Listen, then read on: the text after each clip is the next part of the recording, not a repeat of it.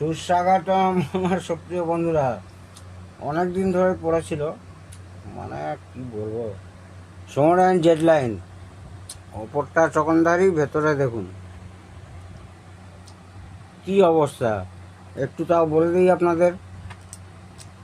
যেমন ধরুন NPN PNP NPN PNP, এটি একটি স্টিরিও অ্যাম্পলিফায়ার। ট্রান্সফর্মার হচ্ছে 3 অ্যাম্পিয়ারের 20 0 20। এই 20 0 20 থেকে স্টেপ ডাউন করে আবার এই বেস টেবিলে নেওয়া হয়েছে। এখানে এই যে এটা বেস টেবিল, এই বেস টেবিলে নেওয়া হয়েছে। এইবার এইখানে লাগবে যা যা ট্রান্সিস্টর, সমস্ত কিছু উল্টো পাল্টা লাগানো আছে।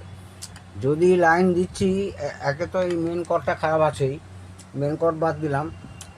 আদার্স যখন মেন কর্ড লাগাচ্ছি এইখান থেকে ধোঁয়া উঠছে, অর্থাৎ কিনা ডায়োডগুলো নিশ্চয়ই নষ্ট আছে এবং এখানেও শর্ট হয়ে আছে। এইখানে একটা সেম হিটসিং থাকার কথা ছিল, এইগুলো অরিজিনাল হিটসিং আছে এই তিনটে। এইখানে দেখুন সেম হিটসিং নেই। কি বলবো, তাও অনুরোধ, এটা সারতে হবে। প্রচণ্ড ঘাটা সেট এবং ভেতরে পুরো রাস্ট পড়ে গেছে, প্রত্যেকটা পার্টসে রাস্ট পড়ে গেছে।